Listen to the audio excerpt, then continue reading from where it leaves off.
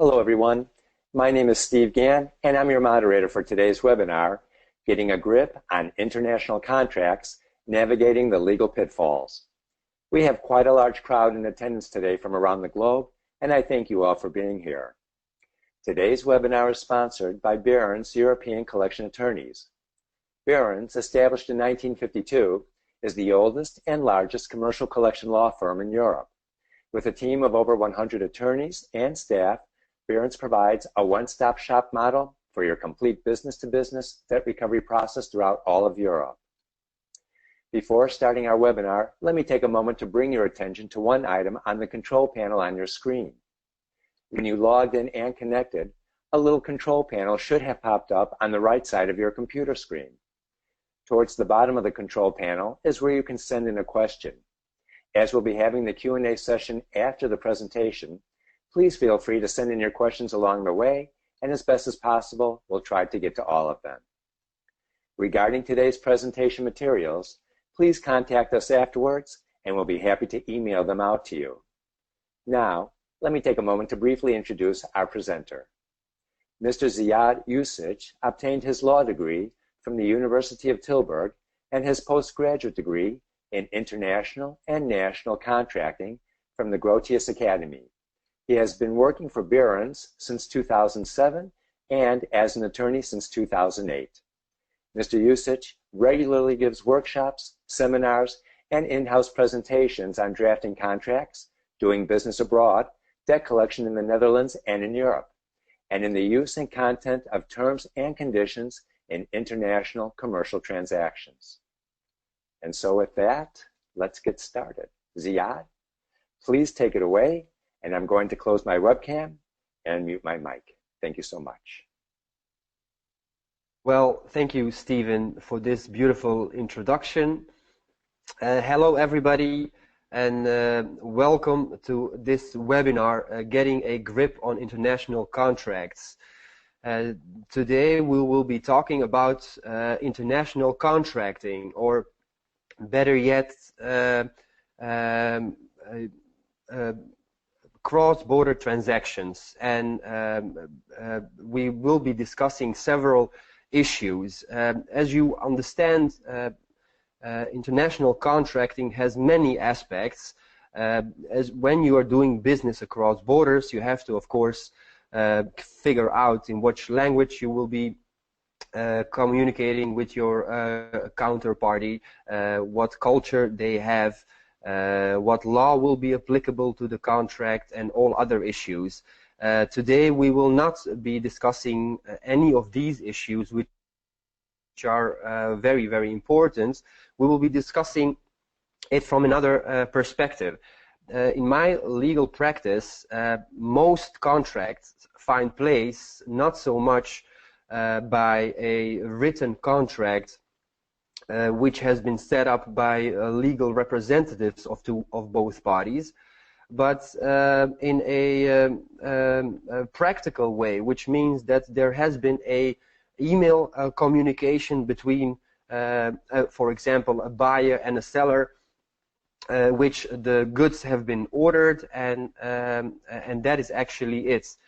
So often, better yet, the statistics say that in 90% of the cross-border transactions find place through a email conversation through of the parties, and by a phone conversation. So when you're talking about cross-border transactions that find place in that way, then there are different other issues that play a big role. For example, the usage of general terms and conditions, and the content of general terms and conditions. So I would like to talk to you today about how to use your general terms and conditions when you're doing cross-border transactions, and what pitfalls you might come across when you do so.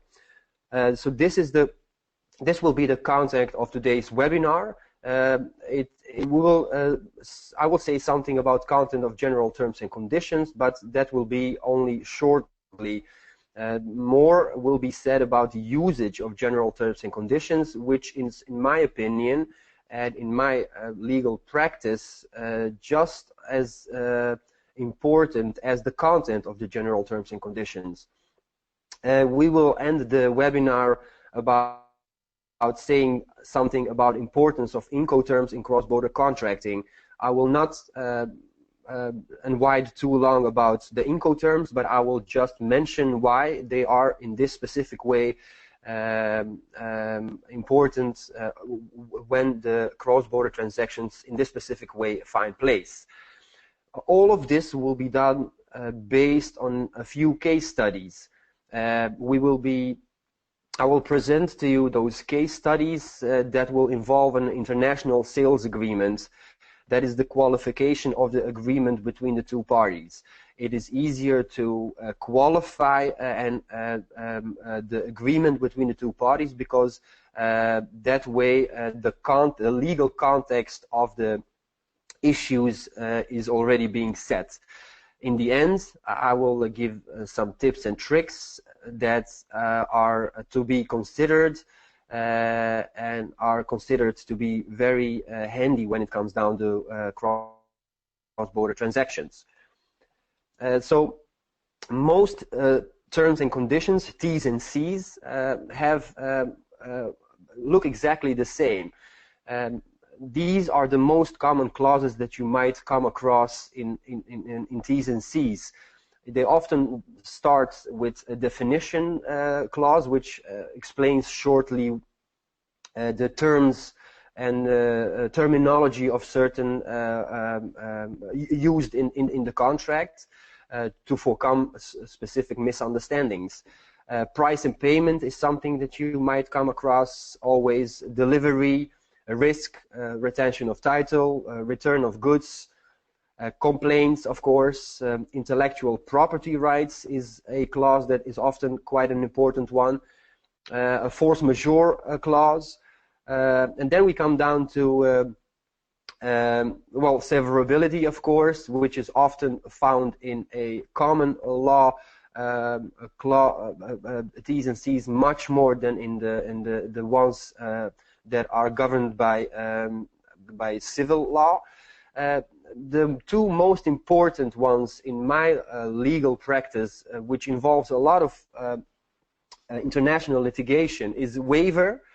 Which involves often, of course, liability and limiting your liability in case something goes wrong.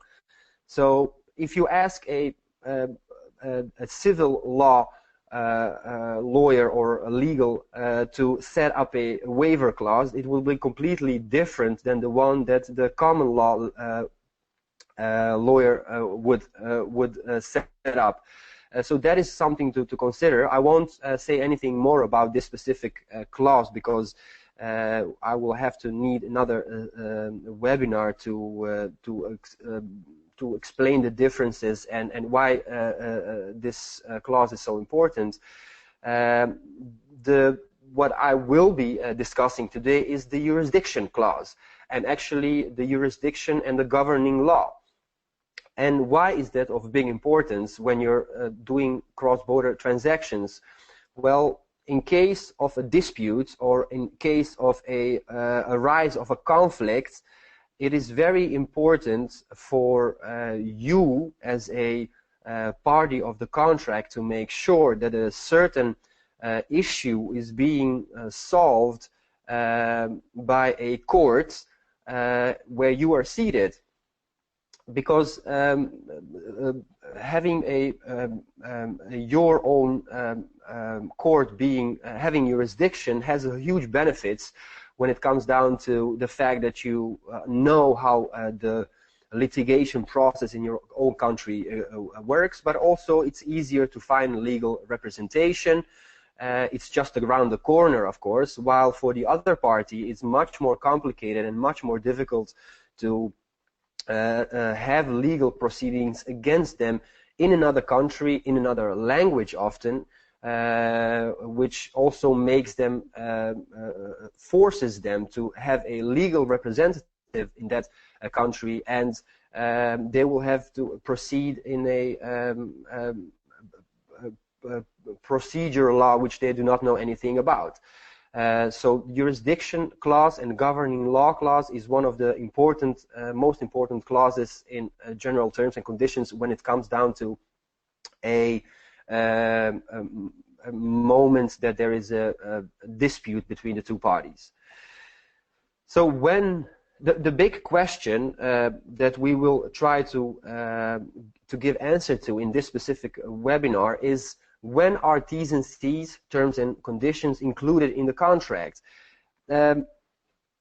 Of course, this question needs to be answered to applicable law to the contract itself, but there are two conditions which apply to in almost all legislations, and that is that standard terms and conditions are included in the contract where the parties have expressly or impliedly agreed to their inclusion before or at the time of the formation of the contract.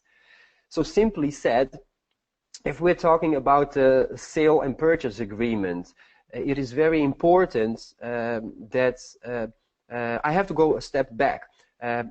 First, you have to determine how does a agreement found place? How is it? When is an agreement concluded? And the question the answer to that is actually the same in all legal systems. It's always based on an offer and an acceptance of the offer. Once an offer has been accepted, that is the moment that the agreement has been concluded. So what does this say for the seller's point of view? It says that at the moment that you make an offer to your possible buyer, that you already there have to expressly or impliedly mention that to all offers, deliveries, and contracts, your general terms and conditions apply. So that has to happen before the formation of the contract, or at least when the moment that the contract has been concluded or formed. The second condition is that the other party have to have a reasonable opportunity to take notice of the terms. There is a quite difficult question here, and that is, what is considered to be a reasonable opportunity? And the answer to that is differs when you look at different legislations. So there you already have a quite a complicated discussion about what is considered to be reasonable. Already in Europe, different legal systems have different opinions of what is considered to be a reasonable opportunity. Besides all legal systems in Europe, we not only in Europe, by the way, we have something called the Convention of Vienna, or the Convention of International Sale of Goods. And when this convention applies, then a reasonable opportunity needs to be given to the other party to make sure that they have had an opportunity to take notice of the terms. So, as you understand, it's quite it can get quite complicated to prove that a reasonable opportunity has been given. As I said, applicable law is an issue. To what applicable law do you test if the other party has been notified in the right way? Another issue is the fact that a choice of form clause, as we call it, so the clause that regulates the governing law in case the jurisdiction in case of dispute, this clause requires a separate check, conform to uni law. That means that even if your general terms and conditions are applicable to a certain contract, and if the other party has been notified in a proper way, that still the choice of form clause needs a separate check.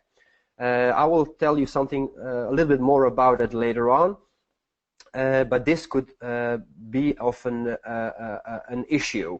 when you have in your general terms and conditions mentioned that your court in your country has jurisdiction, it still might lead to a problem. So we are moving on. This is, as I mentioned, I will do this based on a case study, and I will present you 3 different case studies. The cases are quite simple. There are 2 parties, one seller seated in the Netherlands, Janse Bloemen BV. Bloemen, by the way, means flowers, so we are talking here about sale and purchase of flowers. The buyer is seated in Germany, and it's called the Riedewald Einkauf GmbH. In general terms and conditions of the seller, which would be our client in this specific case, is chosen for the Dutch court as a jurisdiction, and the applicable law to the contracts, to all contracts, to all deliveries, it's Dutch law. Janse Bloemen BV has also their general terms and condition they can be found and consulted on their website, and that would be www.jansebloemen.nl.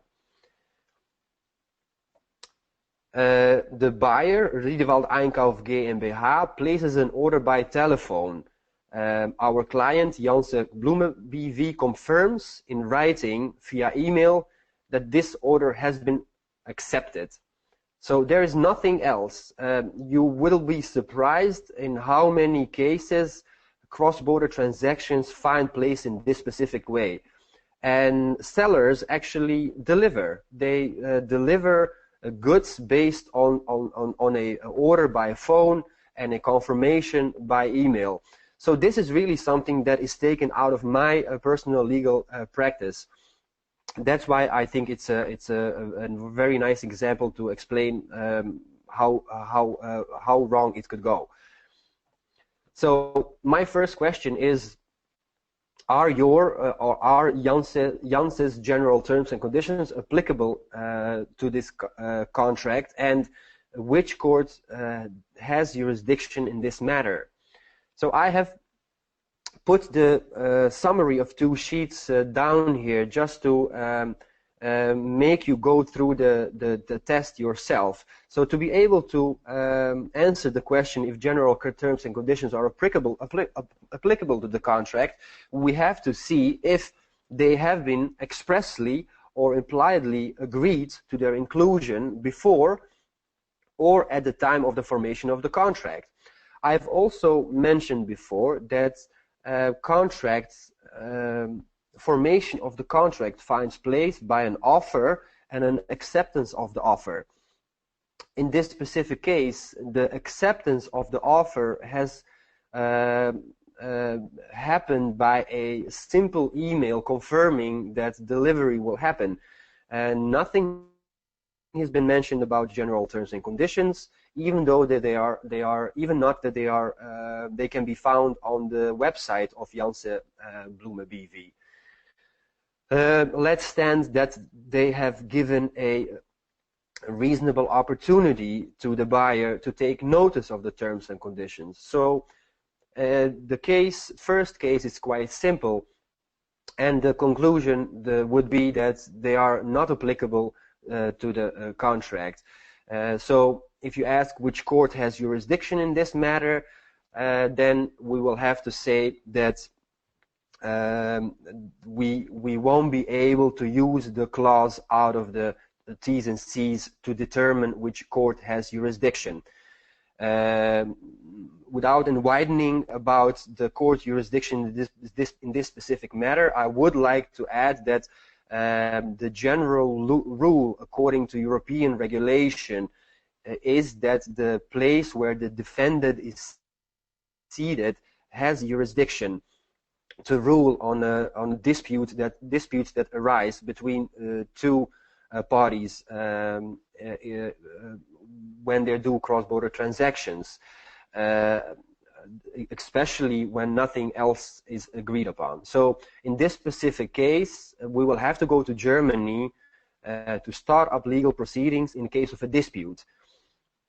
So we're going to go to the second case study now. What happens in this specific case is that Riedewald Einkauf GmbH, the buyer, places an order via email. And our client, Janse Bloemen BV, confirms in writing via email that this order has been accepted. And Janse is doing a better job now, because in the order confirmation, our client has mentioned that the general terms and conditions of Janse Bloemen BV apply to all orders. These general terms and conditions can be consulted on www.jansebloemen.nl. I would love to ask you this question, and I would like to actually know your answers about if you think the general terms and conditions are applicable in this specific case. So we will do the test again. So first we will have to take a look at applicability of terms. So as we said, they need to be included in the contract expressly or impliedly before or at the time of formation of the contract. I've also said before that a conclusion of a contract finds a place after an offer has been made and the offer has been accepted. So you could differ of opinion if these general terms and conditions are applicable to this matter. And the reason for that is that I'm sorry, I have to go back to the second case. The reason for that is that the general terms and conditions are mentioned that are applicable by our client at order confirmation. And order confirmation is actually you send that after the offer has been made and the offer has been accepted. After acceptance of an offer, you will send an order confirmation. So you could say that is after a contract has been concluded. It is an opinion to be defended. I think my personal opinion is that in this specific case, our client might get away with applying or mentioning applicability of general terms and conditions on this specific way. So even though opinions might be different, I think in this specific matter, the first condition of applicability of terms is fulfilled. Now we have, of course, the second condition, which is the giving the other party a reasonable opportunity to take notice of the terms. And this has been done by mentioning that general terms and conditions can be consulted on their websites. The question is this enough? I'm sorry, we are here. The question is this enough? And again, I would love to know what your opinion of this specific matter is, but I would have to say that the answer to that would be no. There has not been given a reasonable opportunity to take notice of the terms and conditions in this specific way. And why is that? So the question that you have to ask yourself, the fact that I have them somewhere on their on my website, and I have mentioned where they can be found, could be considered to be enough. If I take a look at the case according to Dutch law, according to civil laws in Europe, and according to Convention of Sales of Goods, Convention of International Sales of Goods, then the answer would be no. By giving somebody a reasonable opportunity to take notice of the terms, you have to make sure that they do not have to do a lot of work to find general terms and conditions. The counterparty, the other party, has to not go through a lot to be able to find general terms and conditions. This notice of terms condition does not require for the other party to read into them and to know exactly what they stand, but they should be an opportunity, a reasonable opportunity to take notice of them in a very, very easy way, and mentioning that they are that they can be consulted on your website is not enough. This is a very important one. So we're going to go to a third case study, and in this specific matter our client has done even a better job. So what happens here is that the Riedewald Einkauf GmbH invites our client Janse Bloemen BV to make an offer. Our client Janse Bloemen BV sends an offer via email. And in that offer it states that general terms and conditions of Janse Bloemen BV apply. It states further that general terms and conditions are included in the appendix to the document. And it states as well that the general terms and conditions need to be signed and sent back to Janse Bloemen BV. Riedewald Einkauf GmbH places an order via email, but does not send signed terms and conditions back to our client. The questions are general terms and conditions applicable now, and which court has jurisdiction in this matter? So let's talk first about applicability of terms. As we mentioned, an agreement is concluded after an offer has been made and that offer has been accepted. Our client has made an order, made an offer, and Riedewald has accepted this offer. While giving an offer, our client has mentioned the general terms and conditions of his firm are applicable to the offer and to the delivery, and also to the contract. So you could say that the first condition has been met. So that is a good news for our client.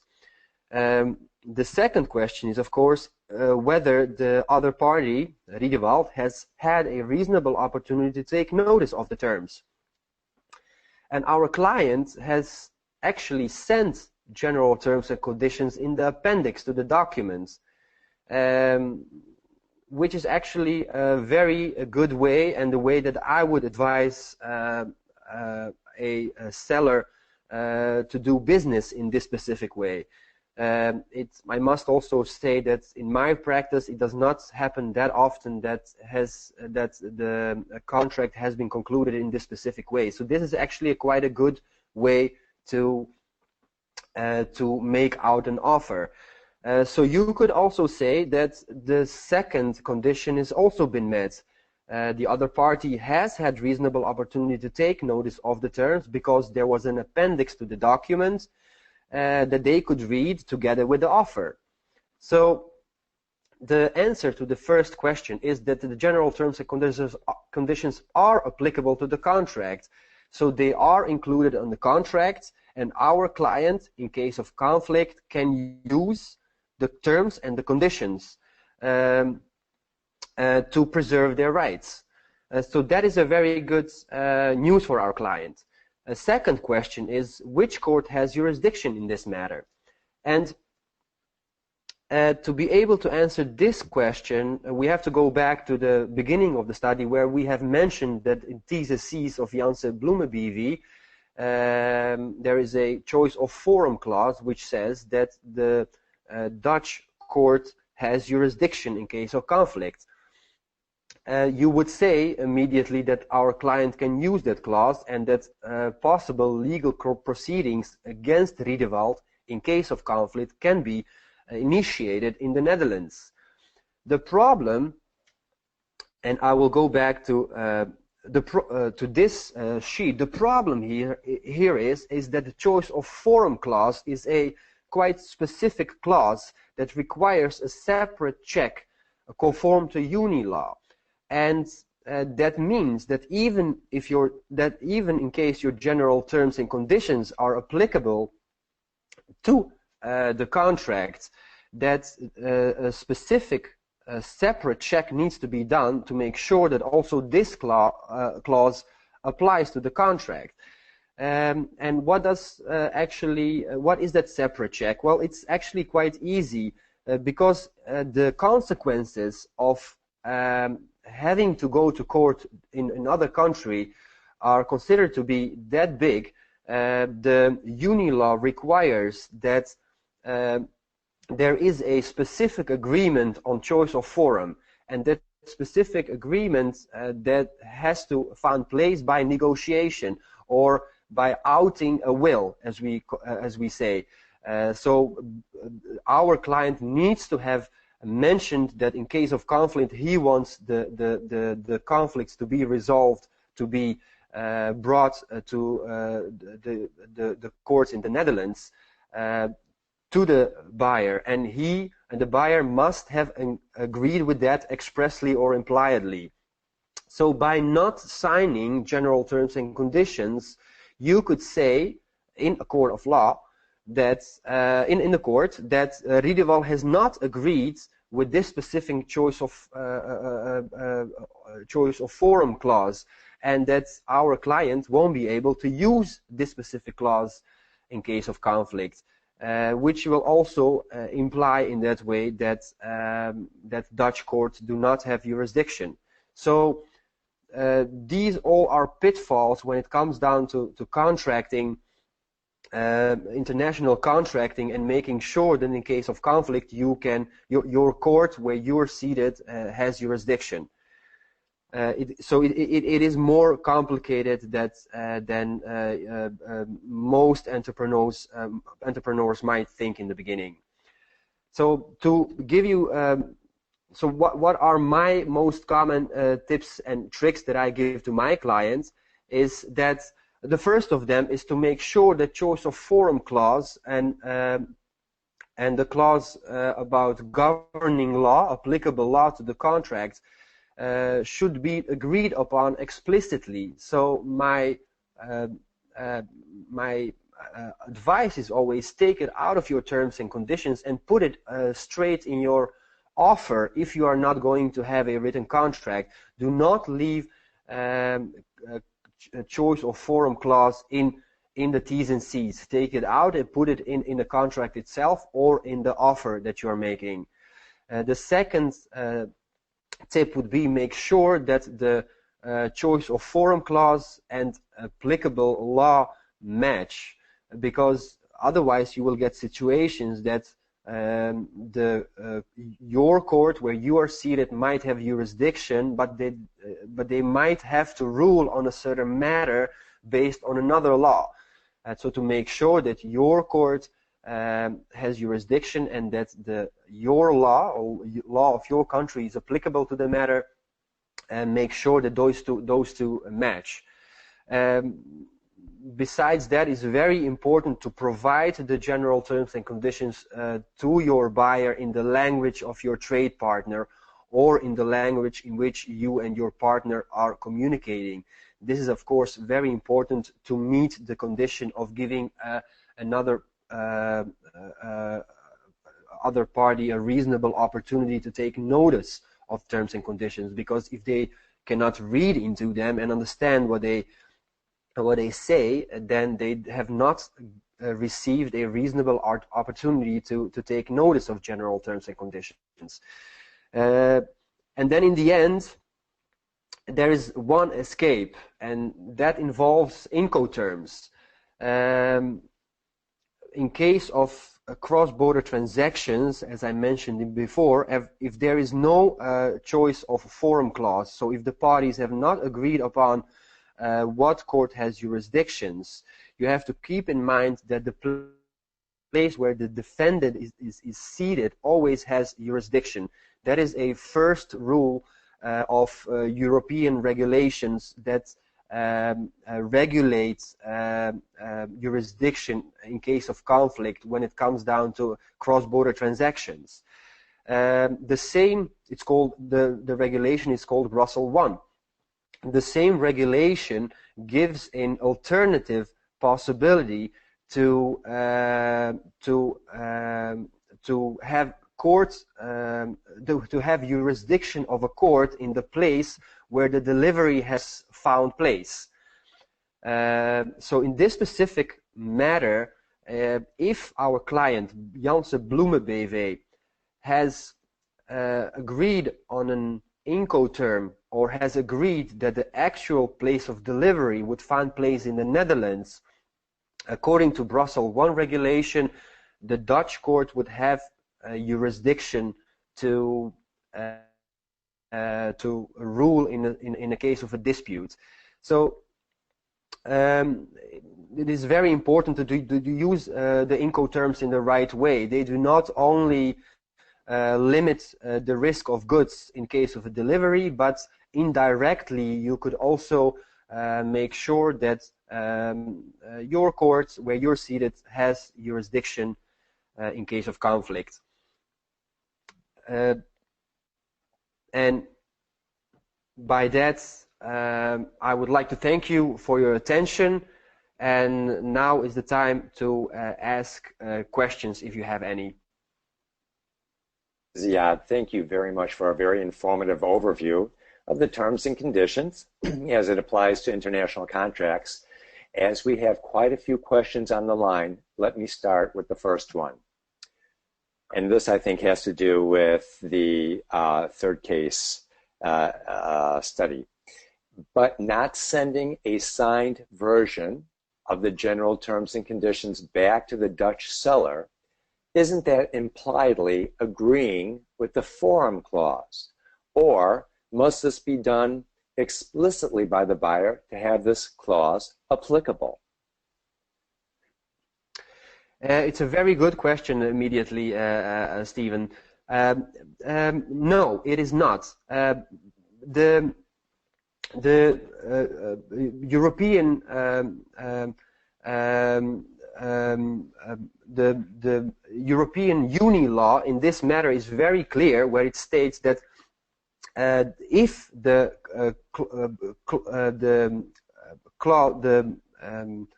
clause of jurisdiction, if the parties have not negotiated about this specific clause, that you cannot say that there has not been a agreement on that.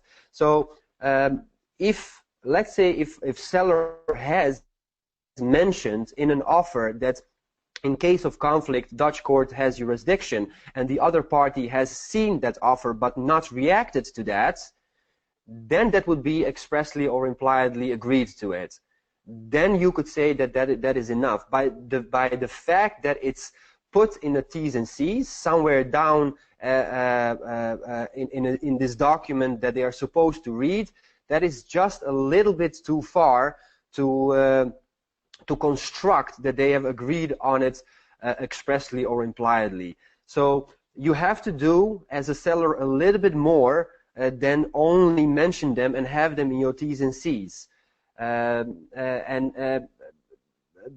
It is quite delicate matter, which during legal proceedings, the seller, the user of the general terms and conditions, will have to explain why in this specific case this should be considered enough. So the overall rule is that it's not enough unless you have taken it out of T's and C's, or if the general terms and conditions are signed, better yet, if there is a signing near to the clause of forum in the T's and C's, then there shouldn't be a problem. Okay. Oh, as you were giving the answer, another question, a related question came in. So let me understand something regarding jurisdiction. Is it more advantageous to litigate a claim in my country first rather than begin the litigation process in the country of my customer? That is another very interesting question. Can I ask where the person that has asked that question is from? I think that is from the U.S. Okay, because we in Europe have a, as I mentioned, European regulation about that regulates what court has jurisdiction in case of conflict. We call it Brussels I. This specific regulation has been rewritten in 2015, which exactly simplifies these matters.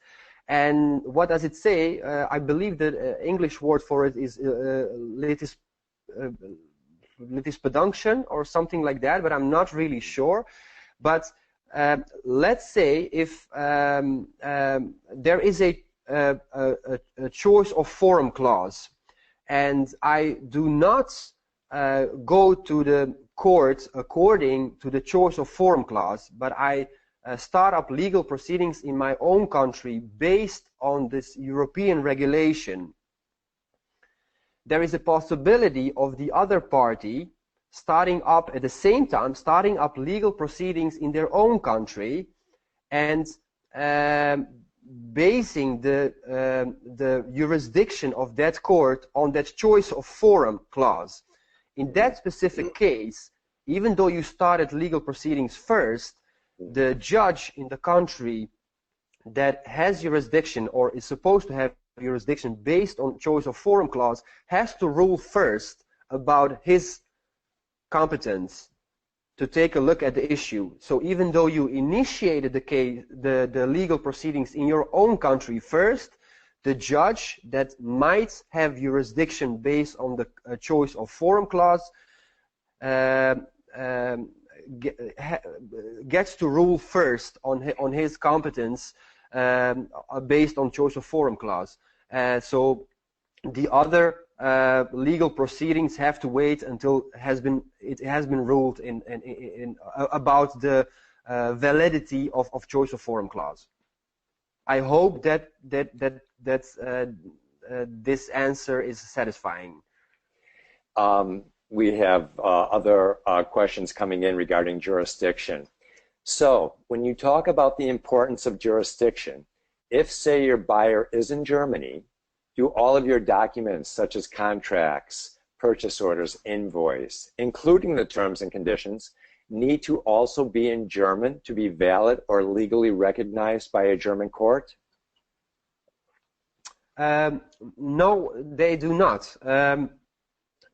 It is, as I mentioned before, all legal documents or contracts has to be written in a language that both parties understand. So if the parties have been communicating all time in English language, for example, then it is also enough that general terms and conditions are in English language.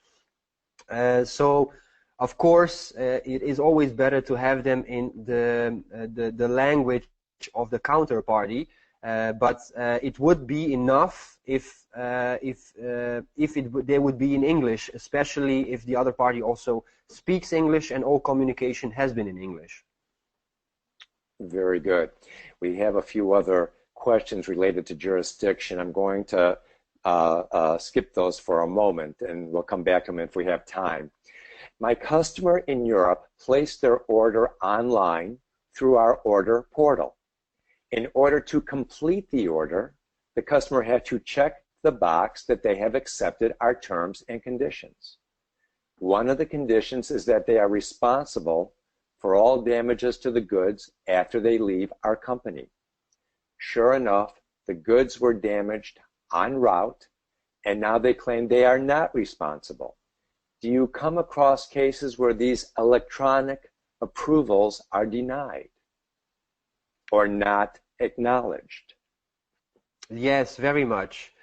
It's a very common practice nowadays that contracts find place through an electronic way, and it often depends. If I can, to answer that question with a yes or a no, it depends on how the website is being.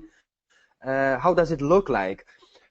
We often advise our clients to, when it comes down to these online shopping websites, to make sure that before the order can be placed, that there is a hyperlink saying actually that you have to click on to agree with terms and conditions in the specific matter. In that way, the terms and conditions are applicable to the contract. That is first condition. Second condition is that the hyperlink has to be made in a specific way that it's very easy to just click on once and you immediately get a PDF file, preferably, in which general terms and conditions roll out in. And that PDF file should be able to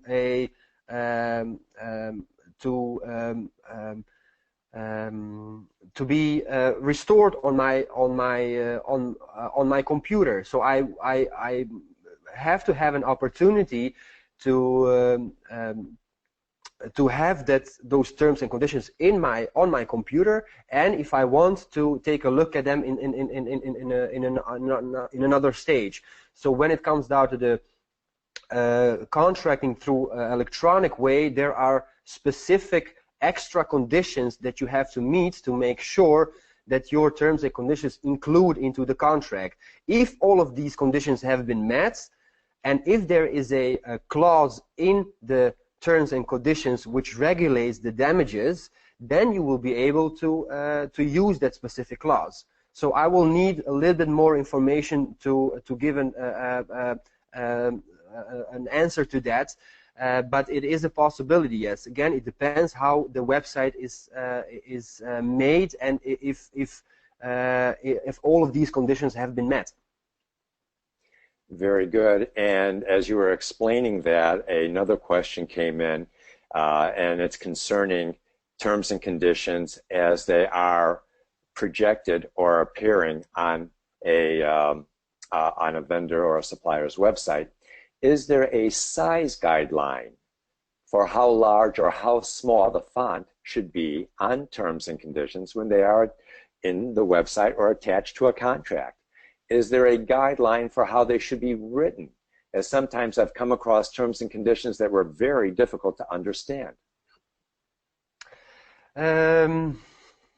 No, there are no guidelines. You have to make sure that if you mention that your general terms and conditions can be consulted on your website, make sure that they're very, very easy to find on your website.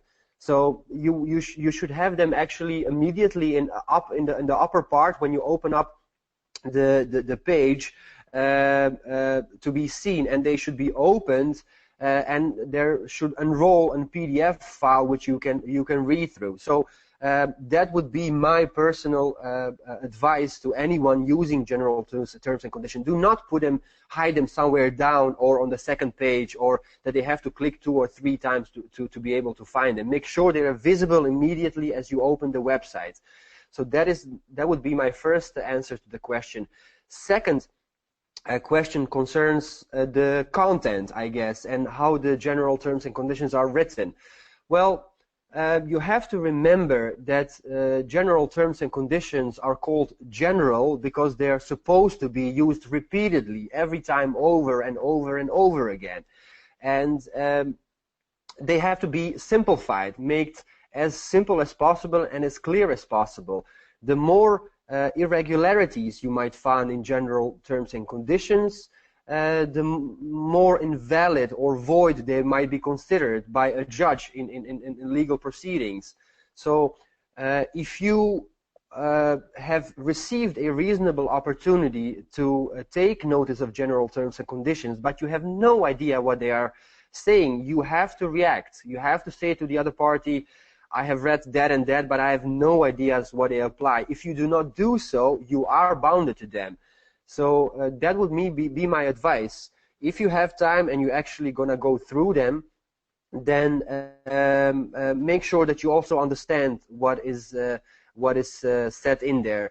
You might have an escape if in the legal proceedings the user of general terms and conditions tries to use a specific clause. You could say, I have no idea what it states, and especially when there are more irregularities in the terms and conditions. So there is no simple yes or a no answer to that question.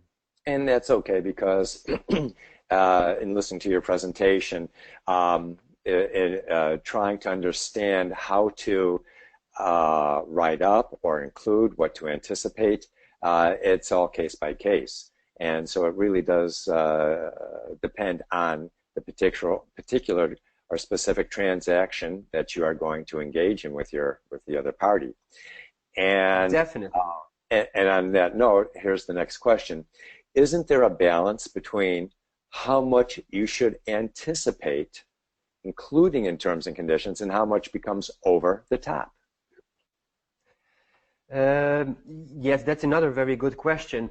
The question is, how much do I try to regulate through terms and conditions? And if you ask this question again to a civil law legal, then they would say that that wouldn't be much. In Europe, it is quite common that general terms and conditions fit on one A4 that can be actually printed on your paper.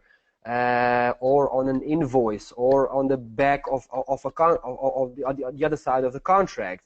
So they are quite easy. They only contain quite general terms and conditions about doing business with two parties. The more specific issues are always put in the contract itself. If you would ask the same question to somebody that has common law background, then they have a different kind of legal practice when it comes down to international contracting. So they will probably advise you to make sure that you regulate everything and include and actually also exclude things. So once again, coming from a civil law point of view, my advice would be to make sure that only the most general things are part of your terms and conditions, and if there are specific things that needs to be regulated between the two parties, take that as a clause of forum, by the way, as a choice of forum clause, I'm sorry, take that out of the T's and C's and put that in your offer or in a written contract that you are going to conclude with your partner. Very interesting, and well, I think that we've seen or come across in our normal business activities, sometimes we see pages and pages of T's and C's. And I think that as a normal or regular businessman, we begin to wonder, is all this necessary? Where do we draw the line? And sometimes, in fact, I think most of us, when we are downloading a software app, we're asked to agree to the terms and conditions. And if you've ever scrolled through any of them, I mean, it can there must be hundreds. And so where does it begin and where does it end? I think that it comes down to probably what is reasonable. You have to consider the fact that we're talking here about international sales agreements, and they are often they're often in civil law. A lot is already regulated by law itself. So what we do by general terms and conditions, we make sure that the things are stretched or actually limited with the clauses that are in T's and C's. In common law, you do not have such a thing. So that is the reason why those general terms and conditions are much bigger. You are in this specific remark, you're talking about when you're downloading software. Well, downloading software does not qualify as a sales agreement. It does partially. It is also a service that is being provided. So it's qualified as in a different type of an agreement, and that also means that another obligations and another risks are involved with that, especially when, of course, when it comes down to software and usage of intellectual property aspect of it. Yes. Exactly, and things like that. So it's very understandable that those T's and C's are way longer than quite simple T's and C's in sales agreements. As I was listening to your explanation, the copyright, the patent ideas immediately came to mind, and now I realize why they would be so comprehensive. Yes, but also protecting the privacy of the users of the software is also something that is a very important subject right now, because from May 2018 we have a new European regulation which obliges big companies to even have better systems to protect identity of and information about people that they have information about. So in that, considering the fact that this is in ongoing development, it is quite understandable that those T's and C's are much longer than a simple, quite simple terms and conditions for a sales and purchase agreement. Understand. I think we have time for one or two more questions. I recently started negotiating with a very large global manufacturer who would like to buy our products. We are reviewing their purchase contract, which they would like us to sign, which has pages of terms and conditions. One of them gives them the right to audit our books and records to make sure we are in compliance with proper accounting and tax regulations. Is this common? I actually do not know. I think the very important question that you have to ask yourself in this specific matter is, what consequences does it have for us to agree with this specific term and a condition? Once again, only by you accepting it, it will be included into the contract. So while you're still negotiating, I would most definitely make sure that this specific condition is being mentioned and negotiated, limited or and widened, depending on which side you are. So even though I do not know the answer to that, the proper way to deal with this is to mention it to the other party and make it a issue in negotiations. I think that sometimes is very common when you are negotiating with a very large multinational global company, where you are, and especially if you're not a big company yourself, you could be, maybe persuaded or intimidated to sign all of their terms and conditions if you want their business. And I'm wondering if that sort of situation weakens the validity of those terms and conditions. In other words, is there any kind of, if one is feeling forced or feeling under undue pressure to sign those, how does that work into the situation? That is also a very good question. According to civil law, if you take a look at terms and conditions, especially in case of a very big company doing business with a very small company or even a consumer, then if the balance in the contract is off, and if the obligations of a buyer or the small party in this specific way are way bigger, and the liability is much bigger than from the big company, then it might be considered that the balance is unreasonable, and that might lead into invalidity of certain clauses or void of certain clauses, maybe even the whole terms and conditions. So it is very important that there is a certain balance in the contract itself. For example, limiting liability is one of these clauses that often in a civil law might be considered invalid or void, because of the fact that all kinds of liabilities are limited, or better yet, you're not, as a buyer, you are never capable of holding your seller responsible for any defect or damages of the product. That is considered to be unreasonable. So in that specific case, a seller won't be able to use that specific clause from the contract simply because it is well, it is unreasonable. Yeah. Right. So there is definitely a risk there. Yeah. Well, that was very interesting. And I have to tell you, Zijad, although we have almost several dozen questions still in the queue, this is all the time we have today for the questions. To all of you, our presenter will address the remaining questions separately by email.